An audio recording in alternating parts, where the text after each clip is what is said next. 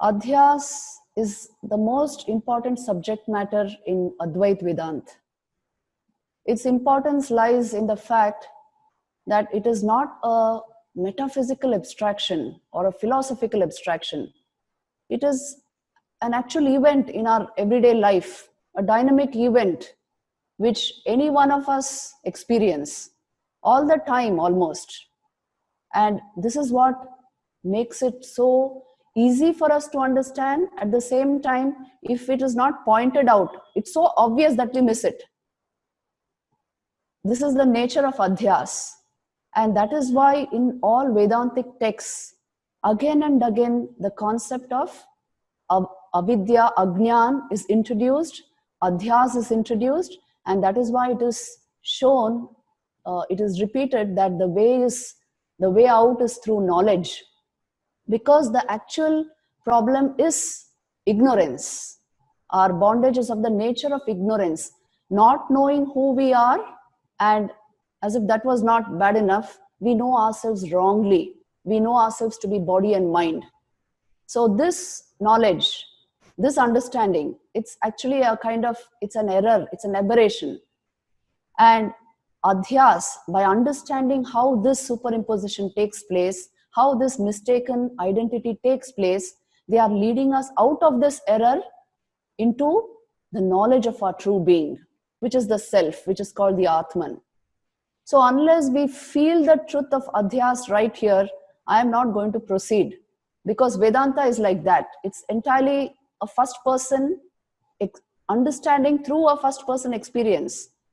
And adhyas has to be understood in our own system. See, right now you can understand it. Let me just give you an example. Our body does not say I. Please see this. The physical system, it's functioning independent of your will. Our heart does not take our permission to beat. The lungs are not functioning with our permission. It's an instrument which is functioning by itself. It does not say I, but I say I am the body.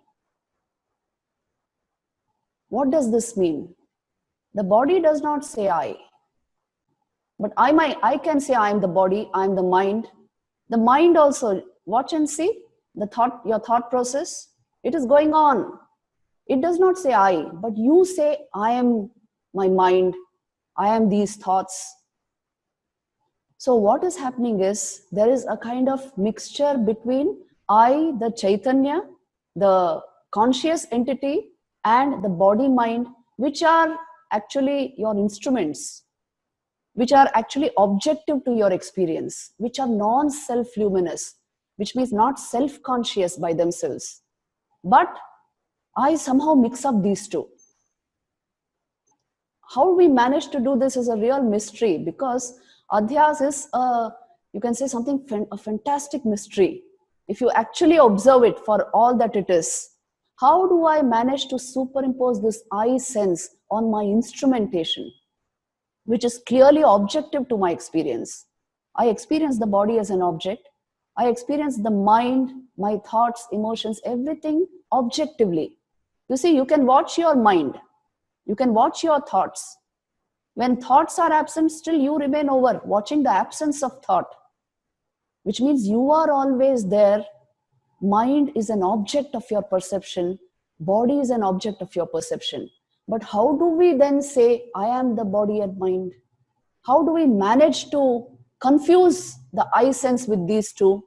And because we assume that I am the body and mind, the rest follows. Then obviously whatever matters to the body and mind is again mine, it's I. Sri Ramakrishna summed it up very beautifully. He used to say, me and mine, this is ignorance. The wrongly misplaced I and all its, everything that clings to it, all its attributes, all this together constitute ignorance. And the starting point of ignorance is this adhyas, this strange phenomenon in our buddhi, which superimposes consciousness on something which is jada, non-conscious, non-self-luminous by itself, which is an instrument in your hands. Somehow we mix up these two. Right now it is happening. Please check and see. And that is why Advaita Vedanta starts with this, that because this is happening in a strange way, you are mixing up the object and the subject, the unreal and the real, in a strange way. You cannot explain how. Because this is happening, so naturally your understanding is aberrated, confused. And as a result, you are not perceiving reality as it is. You are perceiving it as it appears to be. You just check your mind and see. The psychological process in your mind is usually dominant. So the existential thing, the existential reality of your being has vanished. As long as the psychological drama dominates our mind, we miss out the fact of awareness. Even this adhyas can appear like some kind of an abstraction if the mind is not clear enough. If it's crystal clear, this is it's a dynamic event in our everyday experience, adhyas. And that's why it is showing you your exact position of bondage. So it is very important to understand how our ignorance begins, how adhyas begins in our own system. It contradicts the first person perspective, the first person experience. You see, I always experience myself as being first, fundamentally. In that awareness, there is a thought process, and I may or may not identify with those thoughts. But what do? Due to adhyas, I assume I am verily what is happening in my mind. I am verily those thoughts. If a nice thought comes, well, I'm happy. If a depressive thought comes, well, I'm very sad. If an angry thought comes, I am angry. So all this is happening continuously because of the simple fact the I has been superimposed or invested in the thought process, in the mind. And similarly in the body also, and hence the world of objects, the things we have collected around us, these go to define our so-called sense of identity. Because fundamentally the sense of identity has not been explored, investigated. So adhyas creates the rest of all our problems.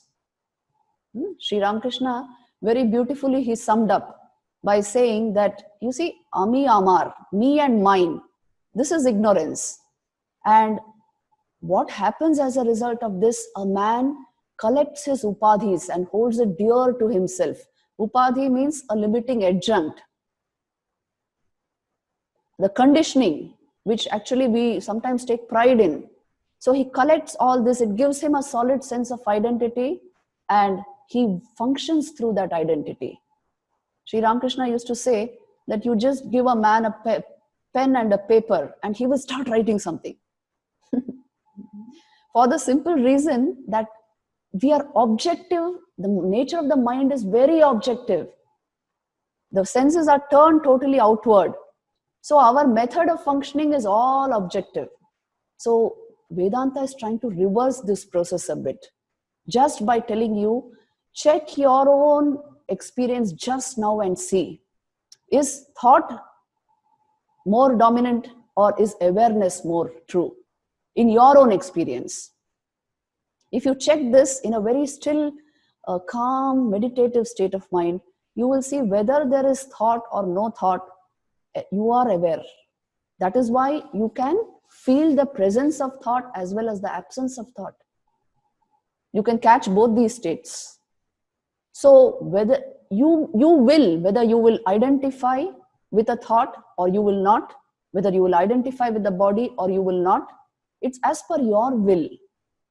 You are fundamentally awareness. Mind comes next. And you have the choice to identify with the mental processes or not. And body consciousness comes after that. Again, it's a matter of your choice. This is how the human mechanism is made.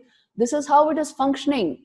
But without understanding this basic concept of adhyas, we will not understand our ignorance.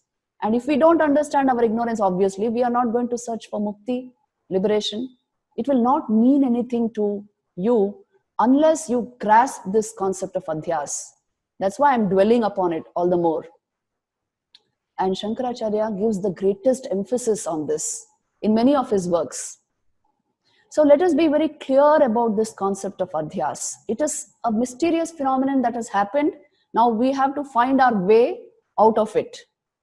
Let us first acknowledge its existence. By definition, as I told you in the last session, it is the combination of truth and falsehood. That is what is adhyas.